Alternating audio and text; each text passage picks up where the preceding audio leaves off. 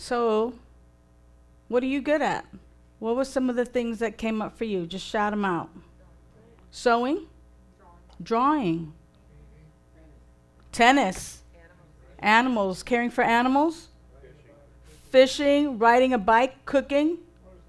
Motorcycles. And hiking. Public speaking. Good.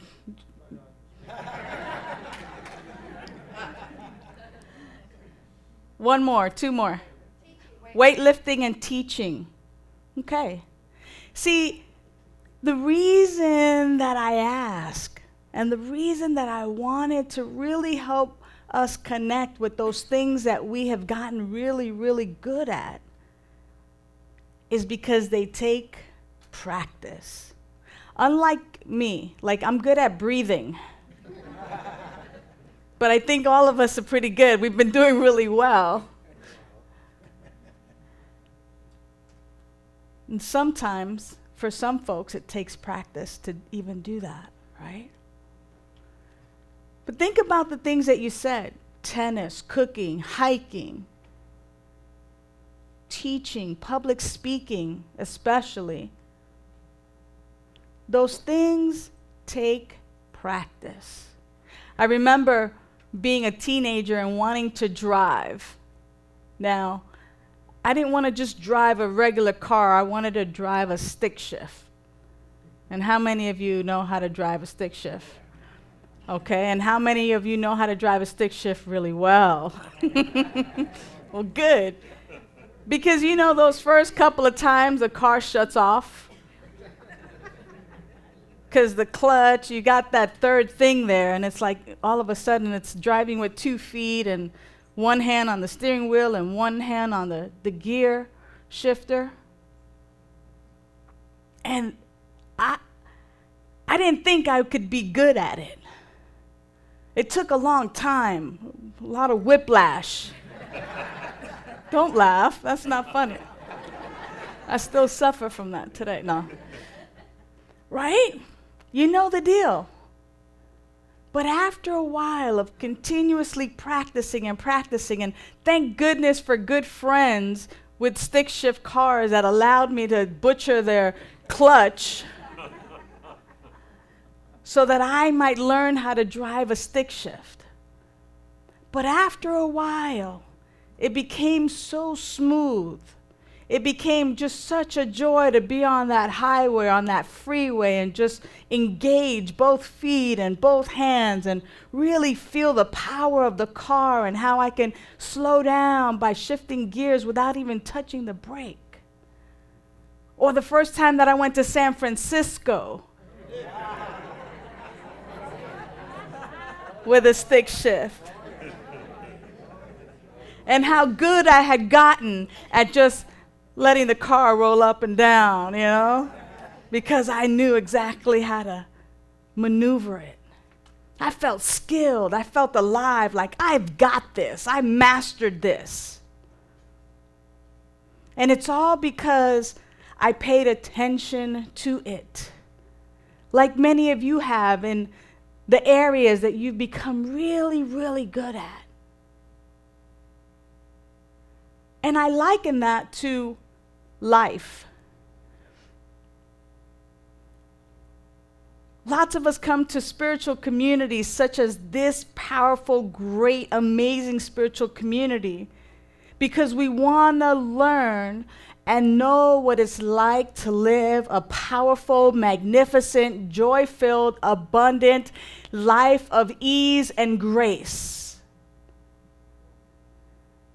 And I wonder how many of us have mastered that part of life, and how many of us don't even want to get in the car and begin to practice or hold up the tennis racket and have those balls coming at us, or go up those steep hills when we're trying to really learn how to hike.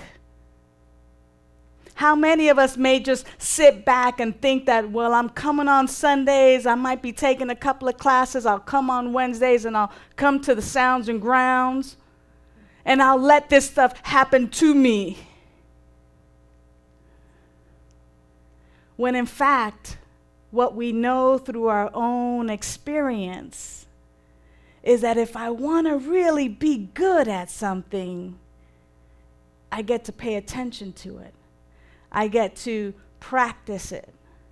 I get to use the techniques and begin to become so enthralled with it that it becomes part of my waking moments desire.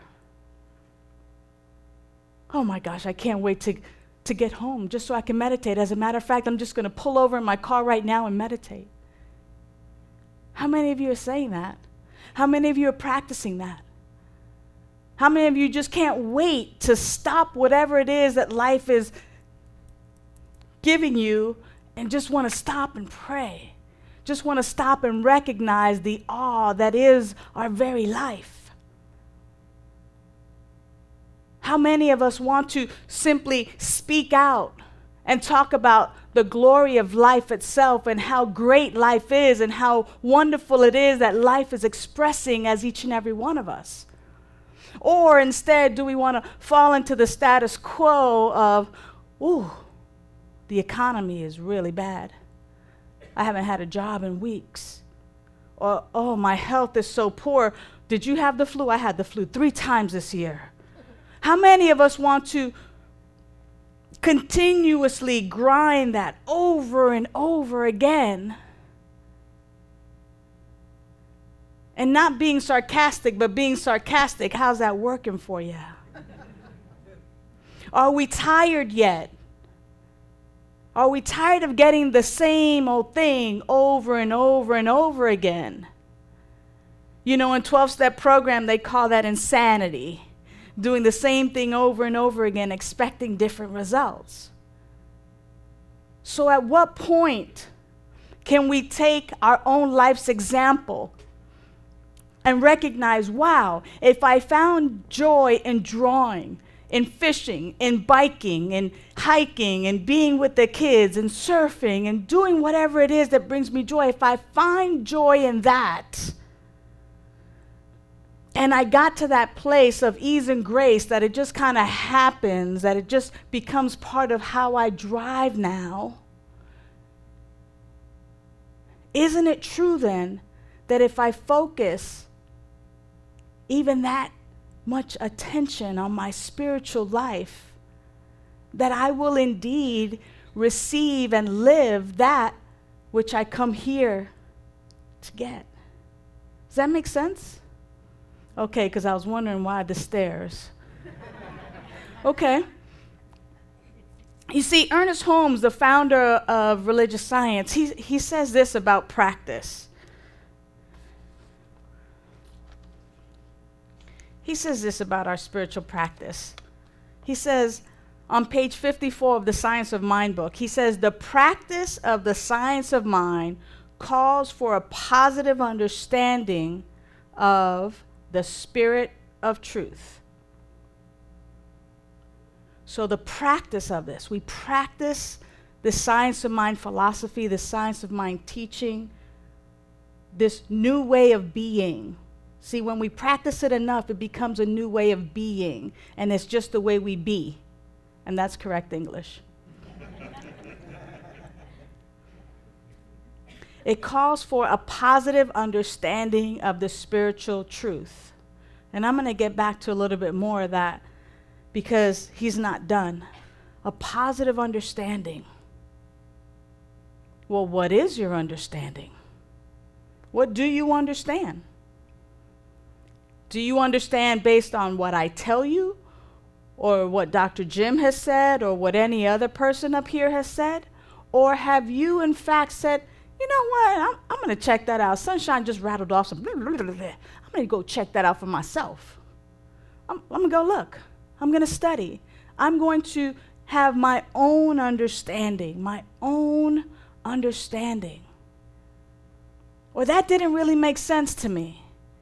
Let me understand that a little bit better, which then means that each of us individually begin a practice of study, begin a practice of beginning to understand what happens up here and why some folks are having these amazing lives and they're going forth, and we look and we go, golly, what is she doing? She's just radiating. Or what is he doing? He's just glowing. Or wow, he must be living right. Look what's happening for him. The good news is that when it happens for one, it happens for all. It's not that you have God's grace and somebody else does not. It is available to each of us. And to the degree in which we grab that bull by the horn, that bull is ours to have. But if I'm just kind of going, come here, bull, come here, come here, come here, bull, come here, I'm not going to have it. To the degree in which we begin our spiritual practice, to the degree in which we actually embrace that truth and begin to have a positive understanding, it is to that degree that we begin to just let it flow. That backhand in tennis just comes so easily and effortlessly. To the degree in which when we're drawing, that which we see in our mind's eye or before us, it just flows on that paper or on whatever it is that we're drawing. But we must pay attention to it. We must begin to draw an understanding individually. We must begin to study it and begin a practice of study so that we might understand what this thing called life is really all about, and recognize that my life, meaning your life, is one life, and that life is God. You know, all these spiritual traditions and religions talk about one power, one presence. And that in the beginning, because we count in time as human beings, in the beginning, there was God, and only God. So God didn't have a workshop or garage that, that it was tinkering in and said, oh, let me create the world and the universe. No, it was through an act upon itself that everything, because there's only God, therefore everything is an outpicturing of this power, of this presence. Everything is the way life, the way God is showing up. Each of us are the unique way that God is showing up on this planet. Therefore, that which is true of God is true about me. Therefore, that which is true of God is true of you. But to the degree in which I recognize that and I know that for myself, it is to that degree in which I use that power and that presence that is within me, that is my very life, that I use it for good in the world. And that I use it as my guidance in the world. Ernest Holmes continues on and he says, a willingness to let this inner spirit guide us with the conscious knowledge that the law of the Lord is perfect, and we must believe this to be a fact. Insofar as our thought is in accordance with this perfect law, it will accomplish it, and nothing can hinder it.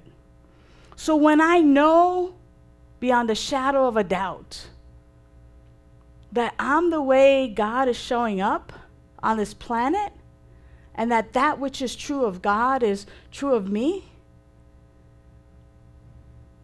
sky's not the limit. There is no limit. But it takes practice. It takes practice to remember, because you see, we're constantly being bombarded by all this stuff. And the stuff is trying to separate you from your power, separate you from who you really are.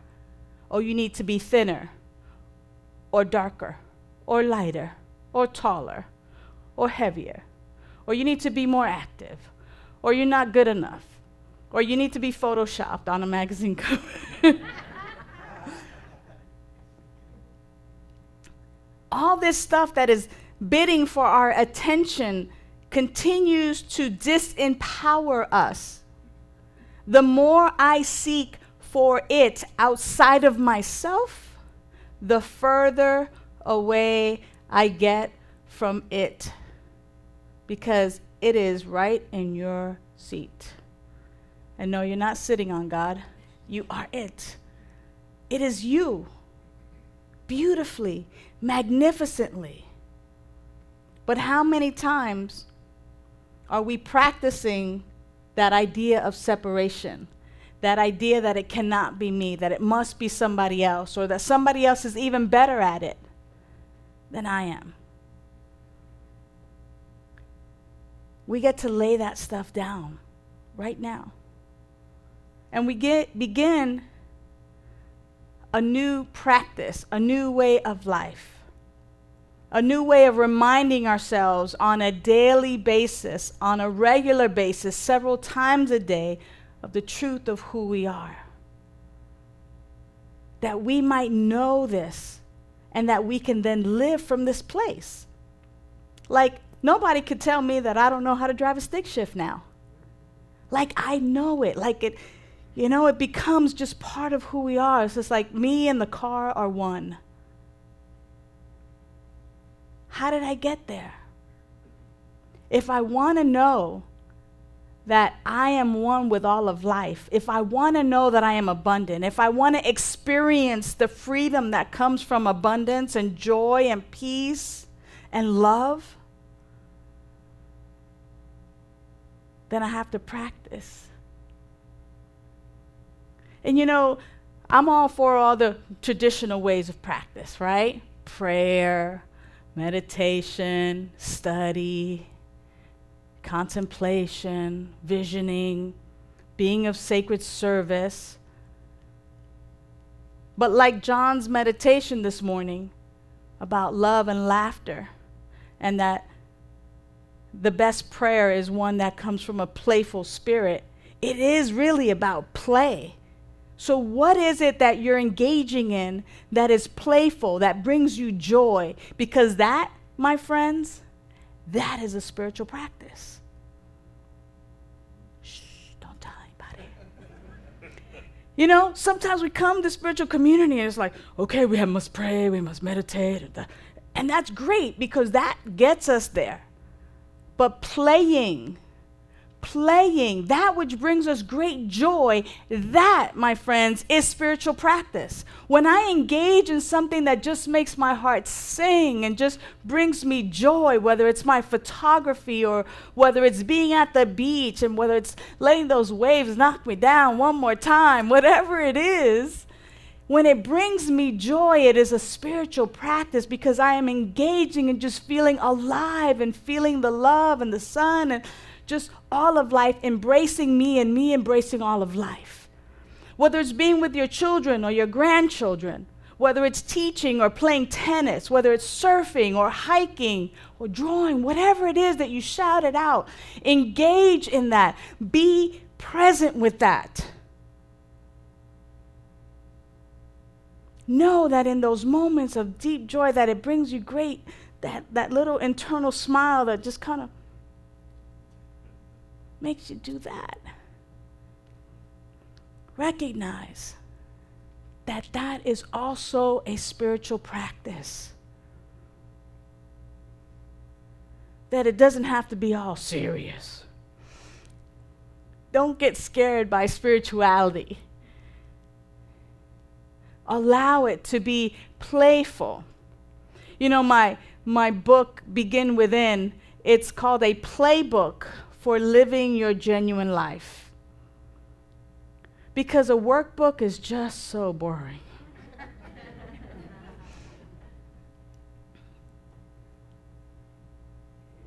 Who wants to work? Some of us do because we find great pleasure in that. A playbook, though, how I get to play, how I get to engage. And then, when things become work for us, like, oh, it's, golly, Rev.Sunshine, I hear you, but these Science of Mind prayers, they're just so strategic, and, there's 5 steps and all of that stuff. And I have to pray the right way. I'm in class right now, and if I don't, my practitioner tells me to do it again. It's just so much work to learn those 5 steps. Beloved, make it a game. Have fun with it. The truth is that all prayer works, period. And our 1-minute miracles that are offered every Sunday, those are prayer treatments. Those are just simply affirmative prayer to remind us of the truth of who we are. They're outlined in our program. I don't know. There's so much in our program. Don't skip over the stuff that can be so much fun. God is love. You fill in the blank. Whatever it is you know God to be. You're struggling with paying the rent or paying a car note, or so-and-so just asked you for money and you wish you could give it to them or whatever, and you go, yeah, but I just don't have it.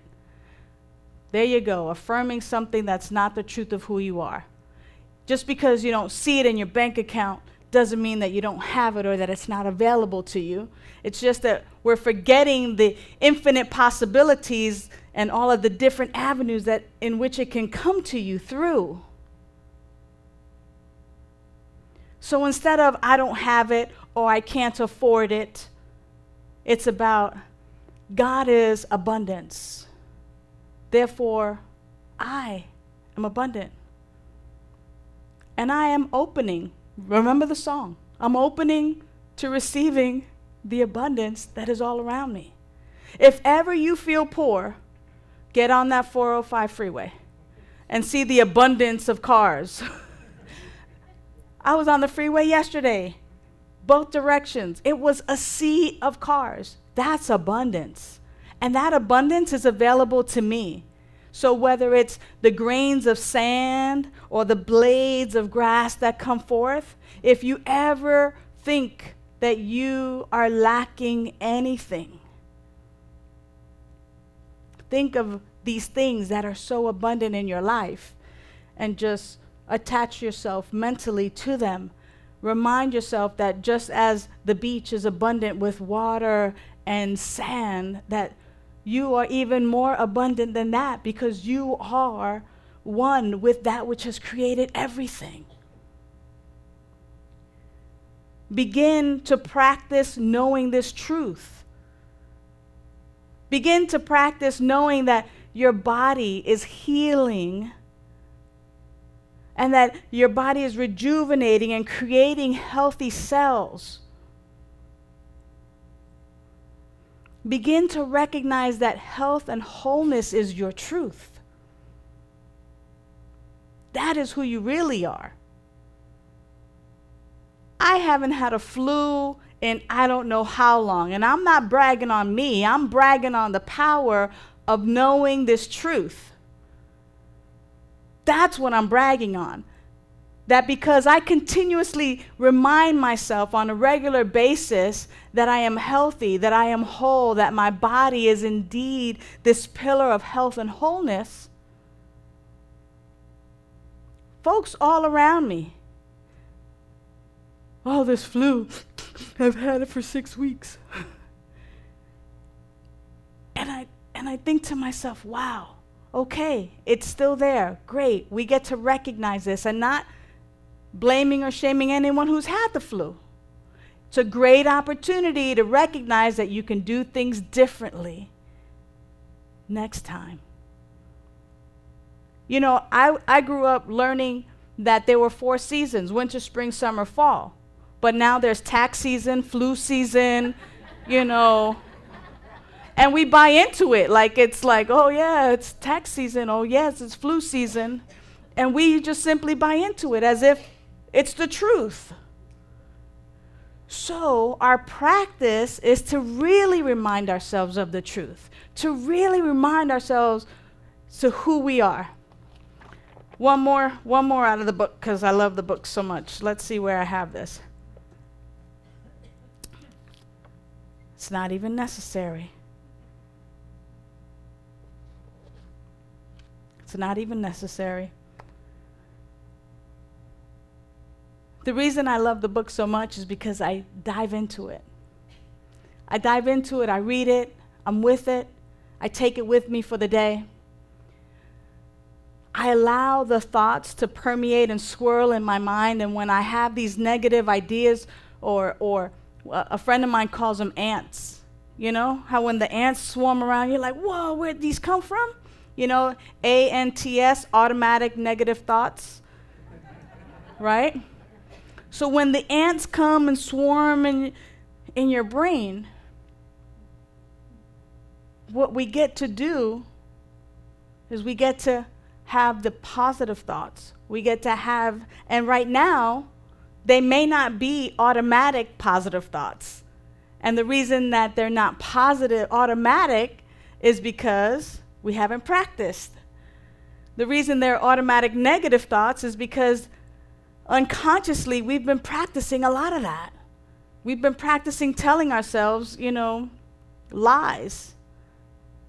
And on top of telling ourselves lies, we've believed them. So now we get to practice telling ourselves the truth and believing the truth. Believing the truth. Let me tell you how easy it is to learn to believe the truth. Repetition, practice, doing it over and over again. Let me tell you how simple it is. Each of us, whether in your meditation time with me earlier today, you thought about something that you're good at, but here's another example. Each and every one of you came into the sacred space this morning, and you figured out where you wanted to sit, and you just plopped down and sat. Did you examine the chair? Did you check it out to see if it was secure or if it was engineered to hold your body weight? No. None of you. I didn't see all of you sit, but I'm going to assume none of you did it. You didn't check it out. You just, this is mine right here. What about y'all? Right? You just sat down. You didn't check out the chair. Why? Because you believe in the power of the chair. This powerful thing will keep you off the floor.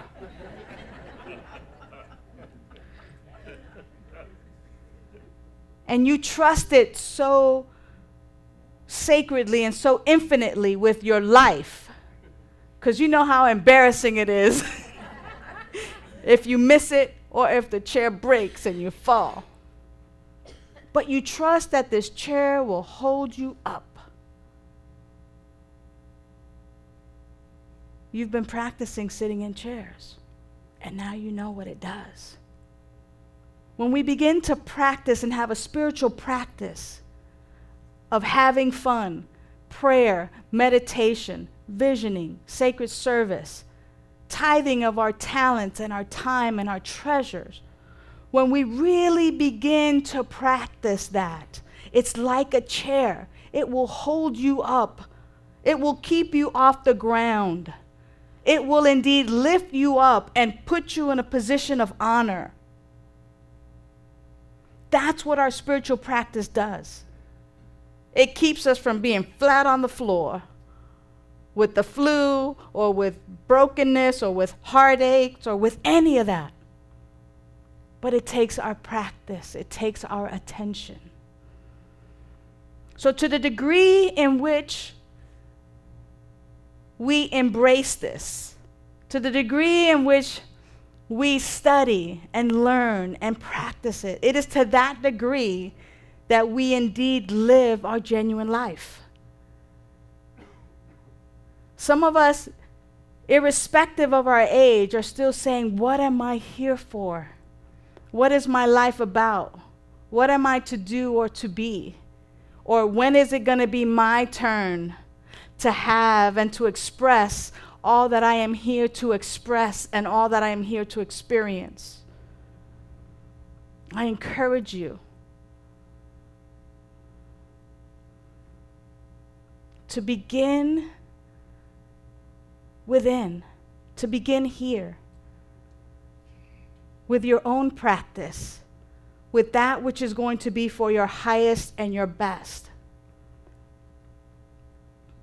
My playbook is designed in such a way that you are with a particular theme for the entire month. I love reading those daily guides. They're great. How many of you use the daily guides? They're great inspirations. And for me and for many of my friends, what we found is that we'll read the daily guide maybe in the morning, and then by 10 o'clock, 11 o'clock, be like, Gary, what did you read today? It was something around imagination. Wait, give me a minute, right? It takes a while sometimes, right?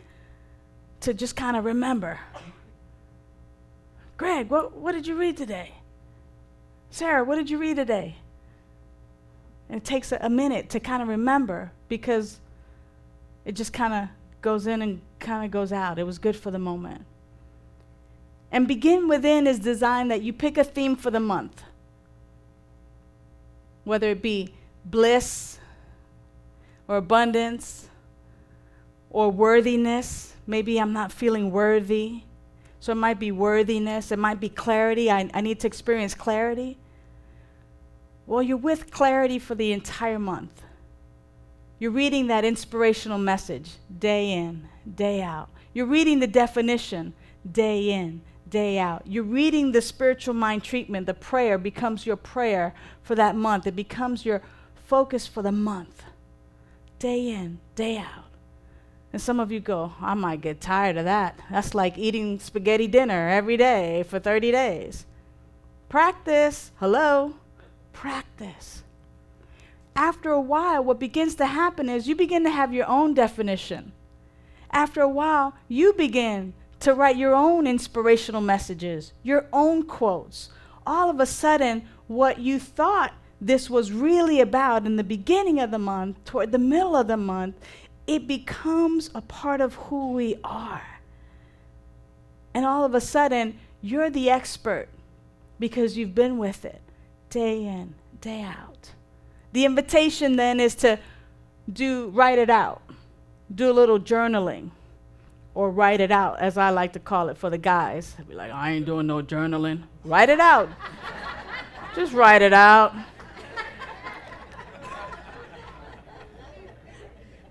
That's another word for Dear Diary. I'm not doing that. Write it out, you know? Sit in the stillness and the silence for a few minutes. Be with that theme for the month. Start out with 1 minute of stillness and silence. Build it up to 5 minutes by week 2.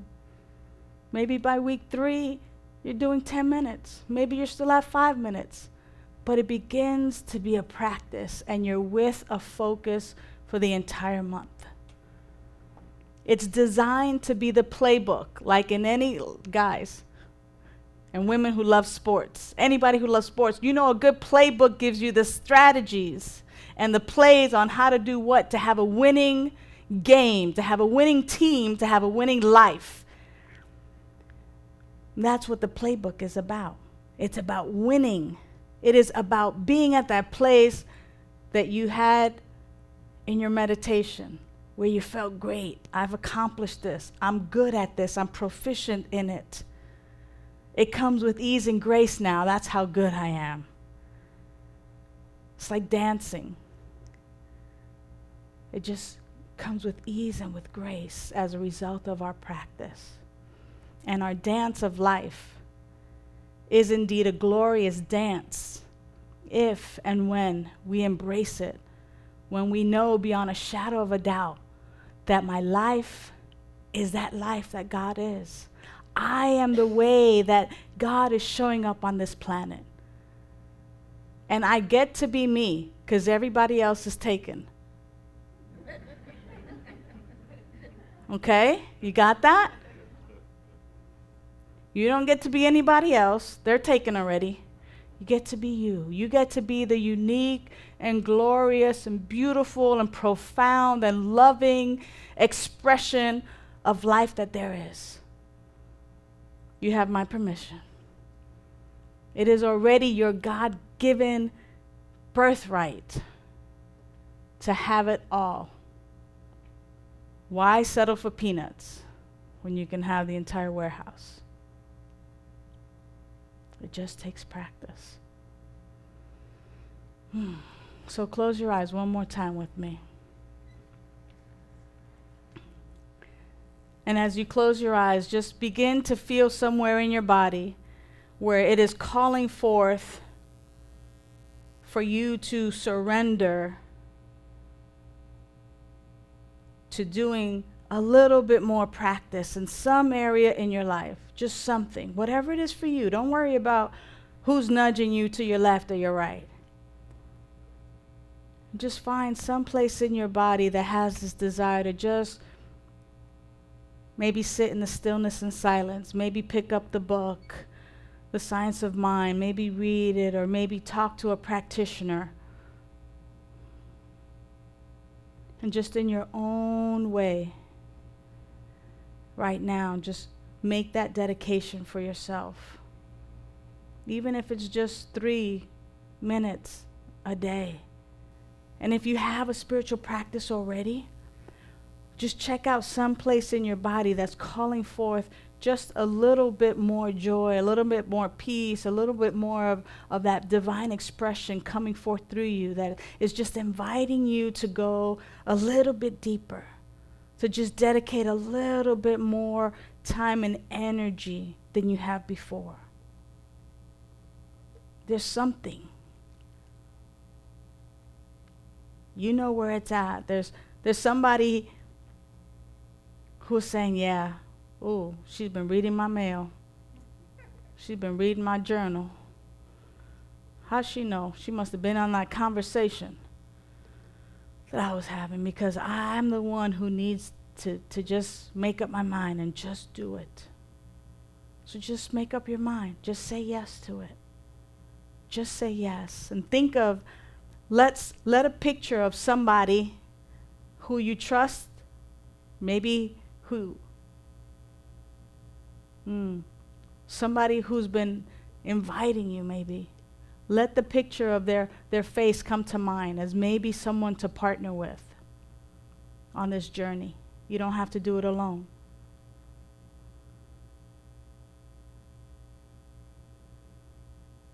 It could be a group of us. You don't have to do it alone. This is indeed a great spiritual community. And we're here to lift each other up, to help each other on our spiritual path, and to remind ourselves of the truth of who we are. Right where you are, beloved, God is. What a joy it is to be with you right here today, to remind myself of this truth, and to remind the me that is in you of this truth. And to have it reflected back. So it is indeed in this spirit of just relaxing into it. Just relax into it. No tension, no stress. We just relax into the flow.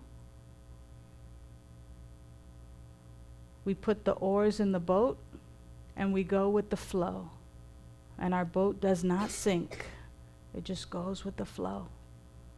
And we allow our lives to go with this spiritual flow. And we practice, and we practice, so that we indeed begin to live our genuine life. It is so, and so it is. Amen.